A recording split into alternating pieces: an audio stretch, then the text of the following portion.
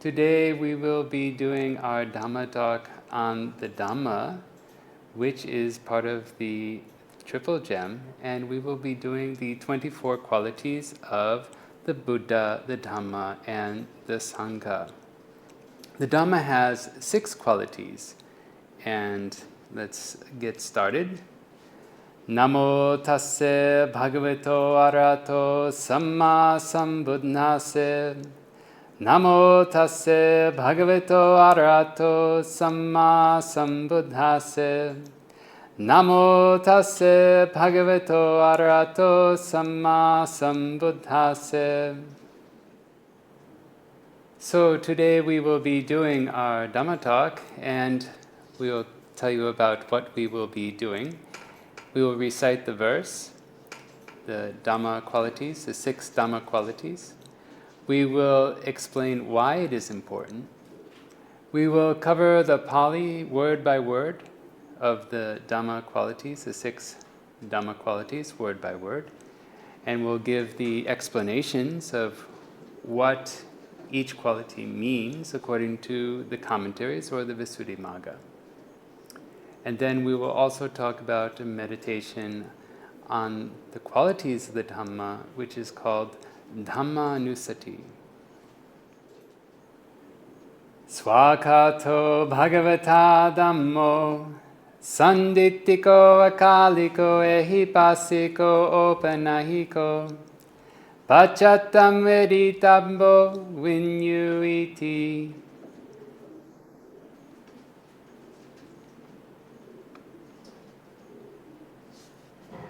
So the first part that we will discuss is why it is important, why the 24 qualities of the Buddha and the Dhamma and the Sangha are important. So in the first Dhamma talk, if you have not seen the first Dhamma talk about the Buddha, the 9 qualities of the Buddha, I recommend you watch them, available on this channel. The 24 qualities of the Buddha, the Dhamma, and the Sangha are chanted every day, mostly every day, by most monks who do the Vandana, if they do. And it's standard chant, and it's used in all countries of Theravada and all traditions, most traditions. Not all, we can never say all, but it's widely used among Theravada traditions, all the different Theravada traditions.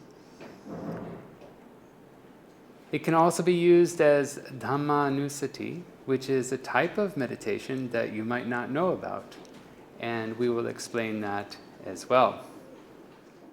So let's do the verse one more time. So we'll start with the first quality, which is Swakato, and we will chant again. You can chant with me. I have the words on the screen as well. Swakato Bhagavata Dhammo Sanditiko Akaliko Ehipasiko Opanahiko Pachatam Veritabbo Vinyuiti. Swakato Bhagavata Dhammo. So Swakato Bhagavata Dhammo means the Dhamma has been preached well, or well proclaimed by the Blessed One. Swakato means well proclaimed. So normally we say good in the beginning, good in the middle, and good in the end. We can also say beautiful in the beginning, beautiful in the middle, and beautiful in the end. Kalyana. Kalyana means beautiful. It also means good. Adi Kalyana, Madhya Kalyana, Pariyosana Kalyana. So these words mean beautiful in the beginning, beautiful in the middle, and beautiful in the end. Because it announces the life of purity that is utterly perfect and pure, with meaning and the detail. The details are important to discuss because while the Mula text or the suttas have many details, the further details can be found in the commentaries the sub-commentaries, and also the Abhidhamma. So it is very important to make sure that you refer to the commentaries when you want to know more of the details.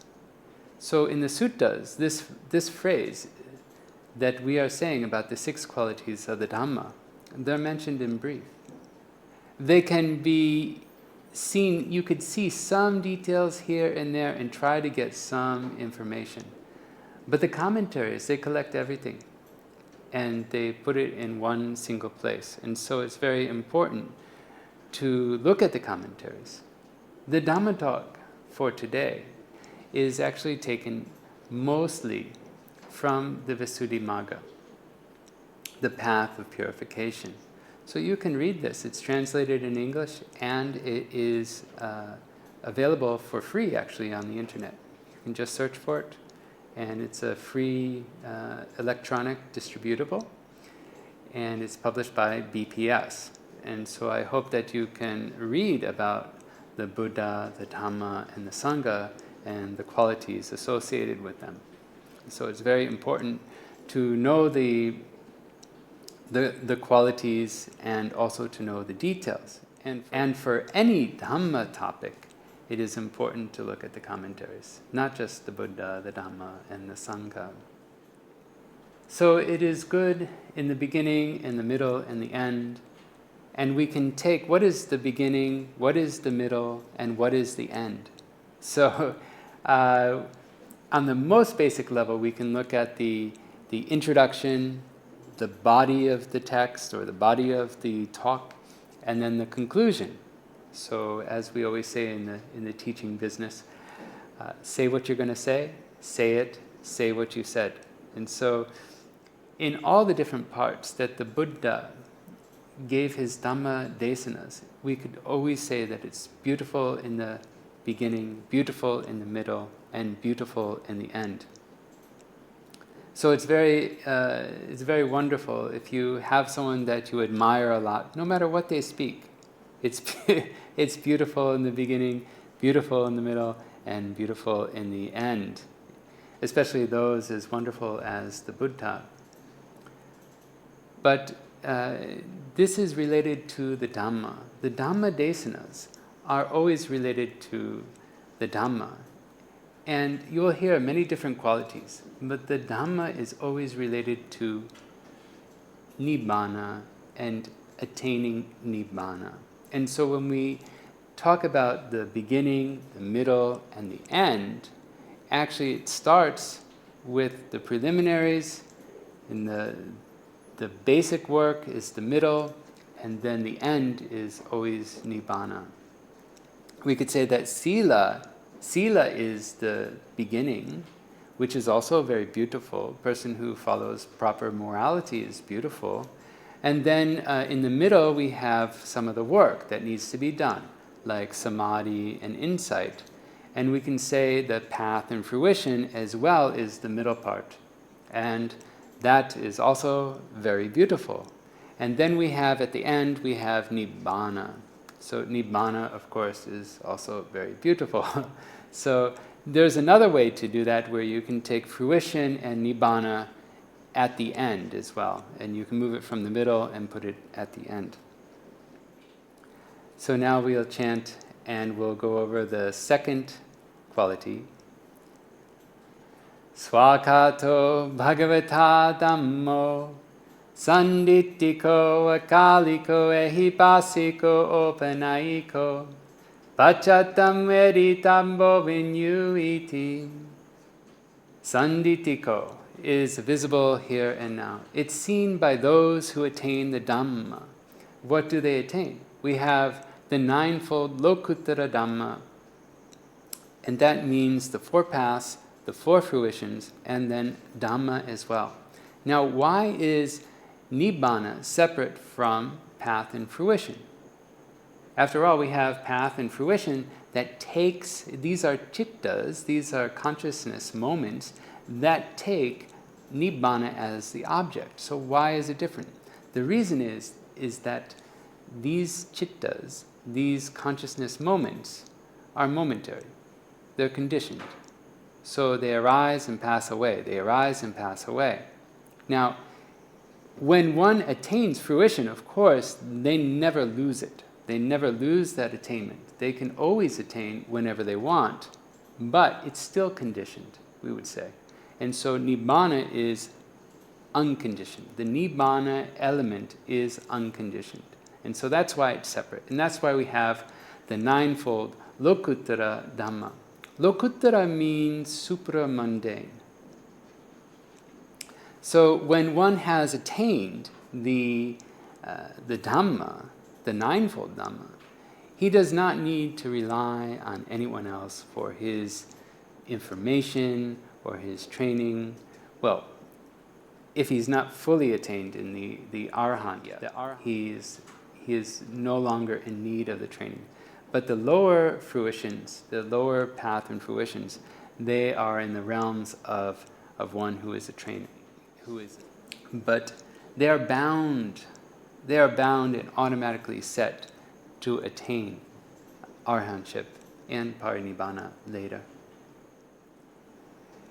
It destroys wrong view and it has right view with one who knows nibbana. It is worthy of being seen. We say ditta. Sometimes we say diti. Diti is wrong view. But that's when it's used by itself and it's used in a different form. We also have sammaditi. Sammaditi is right view. And so one who has attained the Dhamma, they have seen the Dhamma. What have they seen? They know Nibbana. Now, there's two people, and we will assume that they have been on the moon. That is Neil Armstrong and Buzz Aldrin. And let's assume that they have been on the moon, and they have walked on the moon. They have traveled to the moon, they have walked on the moon, and they came back. Now, you could never, ever, ever convince them that they never have walked on the moon. They know it. But it is possible that you could be convinced that they never walked on the moon. You could listen to so many people and so many videos and read so much information about how it's all fake, and you could be convinced that it is fake. But these two people who have walked on the moon, you cannot convince them because they have been on the moon. They did what is needed in order to go on the moon. Now, when someone reaches the first stage of enlightenment, they become one of the Sangha. They know that Nibbana exists. And they get rid of Sakkaya Ditthi. And they get rid of this self-identity view. They also know that you cannot just pray for Nibbana and attain it. You have to actually walk there. You have to do the work to get there. And lastly is all their doubts. Their doubts about Nibbana. They know that Nibbana exists. In the same way, we could say that someone who has been on the moon, they know that it exists. They know that it's real. They know you can't just pray to get on the moon. They know you have to fly there. You have to go there. You have to walk on it. And they have no doubts. They have zero doubts. And it's impossible, totally impossible for you to convince them otherwise because they've been there. It's that simple. So now we'll do the next verse. Swakato bhagavata dhammo sanditiko akaliko ehipasiko panaiko pachatam veditambo vinyuiti. Akaliko means without delay. It is the path that gives no delay for fruition, from path consciousness to fruition consciousness. In the Abhidhamma, we can easily explain this, and that's why the Abhidhamma is very important. It has the details. It has the exact details of why akaliko, means without delay. That is because when we have a chitta, a consciousness moment, okay, that chitta that attains the path, that has the path consciousness, the very next consciousness moment is fruition consciousness. And so it's without delay. It's very, very fast. The mind is very, very fast. The sequence and the number of chittas, consciousness moments that happen per second is we will just call it the billions, but it's in the trillions, or it's maybe more than that. It's so fast. It's so fast. When consciousness arises and passes away, immediately the fruition consciousness arises. And then that passes away as well. And then it arises again. And so that is the meaning of without delay. It's very important to know the Abhidhamma in order to understand that akaliko means timeless. There is no gap. There is no gap in between the fruition, the path consciousness, and the fruition consciousness. So it's very, very important to know that. Now, timeless is often the preferred Western translation, although it's not translated this way in the Visuddhimagga. But a lot of people like timeless, like it's timeless, it lasts forever, it goes beyond the changing times. But it doesn't mean that. It doesn't mean that. It can mean that. We can say the Dhamma is like that, whether it's 2,600 years ago or whether it's today, it still applies. Greed, hatred, and delusion, samsara, the escape from samsara. It does exist all the time. It's a law that gets discovered. And so while you can call it timeless in that sense, the main thing is that you have to understand is the Abhidhamma approach to it, and that it means that it is without a gap. And that's how the commentaries explain it, and that's actually what it means. So now let's go on to the next word, ehipasiko. Swakato bhagavata dhammo sanditiko vakaliko ehipasiko opanayiko pachatam veritammo vinyuiti. So we have ehipasiko.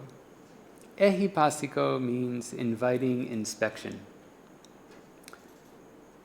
The commentary explains that if something is actually there, then it is inviting for inspection.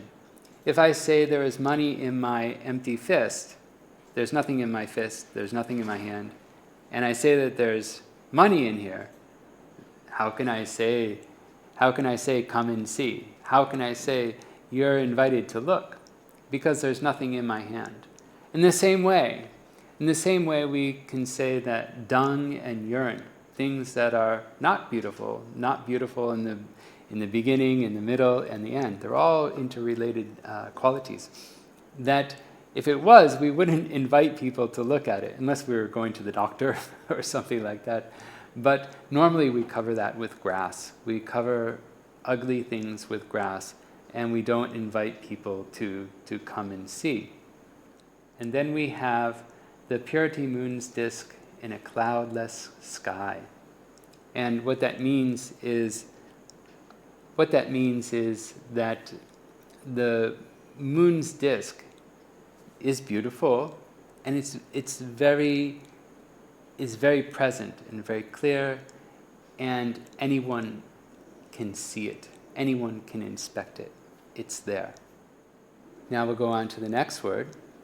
Swakato bhagavata dhammo sanditiko vakaliko ehipasiko opanayiko pachatam veditabo vinyuiti.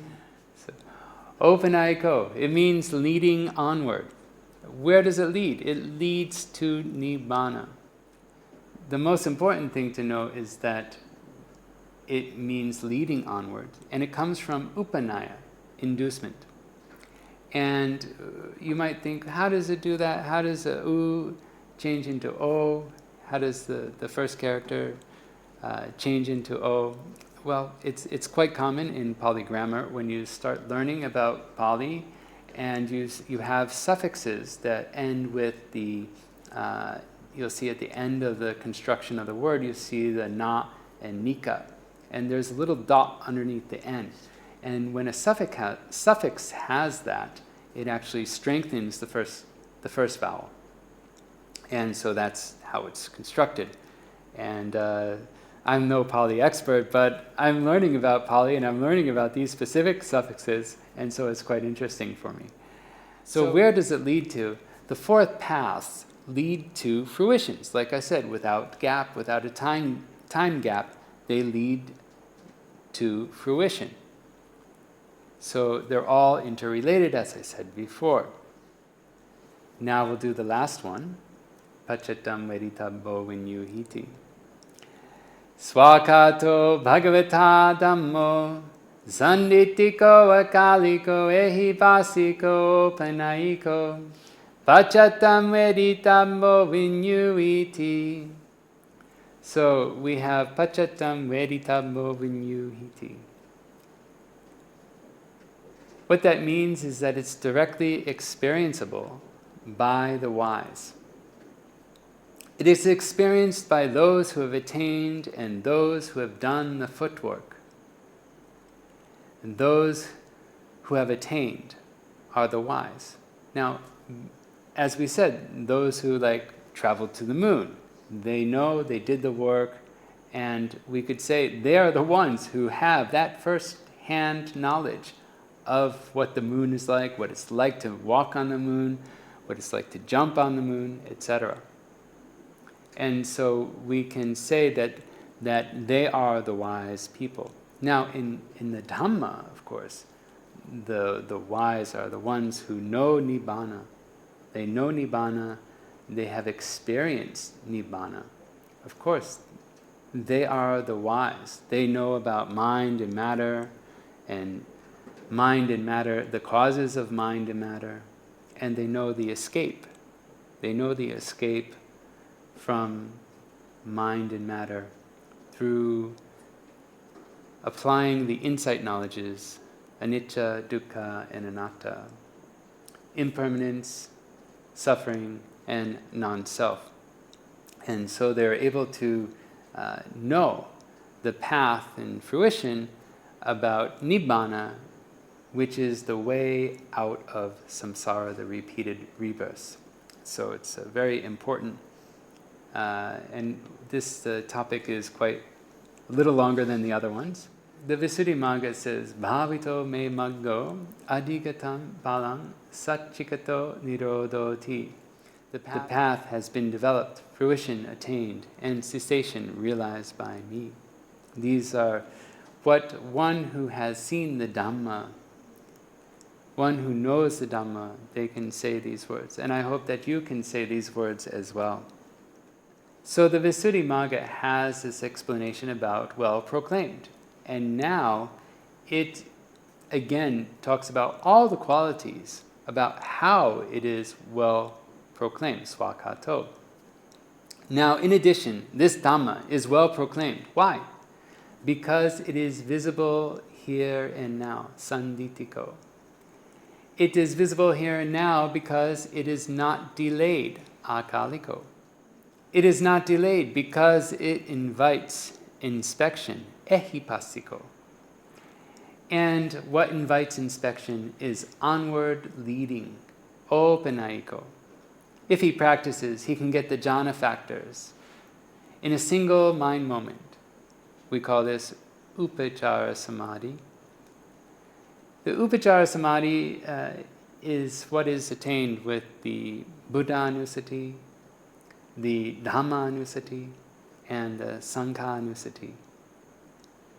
So this is a very, very calm state, even though it's not apana samadhi, full absorption samadhi. This is what we call neighborhood absorption samadhi. And this is enough for you to see mind and matter, its causes, and apply the three characteristics to it: anicca, dukkha, anatta, impermanence, suffering, and non-self. And so you can apply those characteristics and see clearly with a calm mind from upachara samadhi, and then you can realize the Dhamma yourself. So now when a man is truly wise, his constant task will surely be this recollection of the Dhamma, blessed with such mighty potency. This is from the Visuddhimagga, the Path of Purification. And then there's Dhamma Anusati. It's good for Westerners, because a friend of mine actually brought this up for me, that it's good for Westerners because Westerners are a little dry on the faith area. And so Buddha Anusati doesn't quite groove well with them. And so we have, I think that he's correct, and that it can be good for Westerners. And it's actually something that's rarely ever tried by many monks, even people who speak, who are from Theravada countries, and the monks from Theravada countries, native to those countries. I don't think they practice Dhamma Anusati, surely not as frequently as Buddha Anusati. They would be more interested in Buddha Anusati. But of course there's different people who like different things. And so the Dhamma Anusati can be very good for Westerners because it's very concrete, because it involves the quality of the Dhamma. It involves the quality of Nibbana. It involves the quality of the attainments of path and fruition. And you can develop upachara samadhi. You can develop neighborhood concentration or axis concentration, and this is suitable to practice vipassana. So it's a very beneficial practice, and I hope that you can go through the qualities and you can give it a try and see how it works for you. It can make you very happy. And there are different objects for different people, different temperaments. And so it's good to try many different samatha objects and see which one is good for you. And I hope that Dhamma Anusati, especially after listening to this talk, is good for you and can give you the benefit. So we have a review now. We're finished. We have Swakato Bhagavata Dhammo. That means the Dhamma is well proclaimed by the Blessed One. Sanditiko. That means it's visible here and now. Akaliko. That means it's not delayed. There's no gap. There's no time in between. Ehipasiko. That means inviting of inspection. Opanaiko. That means onward leading. Pachatam veritam vinyuiti. That means directly experienceable by the wise. So I hope that you can know the verse, as we have chanted many times. You can memorize it. You can know the meaning. You can know the commentary explanations. Why? Well, of course, so you can practice the Dhamma, and you can also practice the Dhamma on the Dhamma Anusati, as in so that you can attain upachara samadhi, and then you can have a very calm mind and see clearly the mind and matter and its causes, and apply anicca, dukkha, and anatta, the impermanence, suffering, and non-self, so that you can attain Nibbana Supreme. Sadhu, sadhu, sadhu.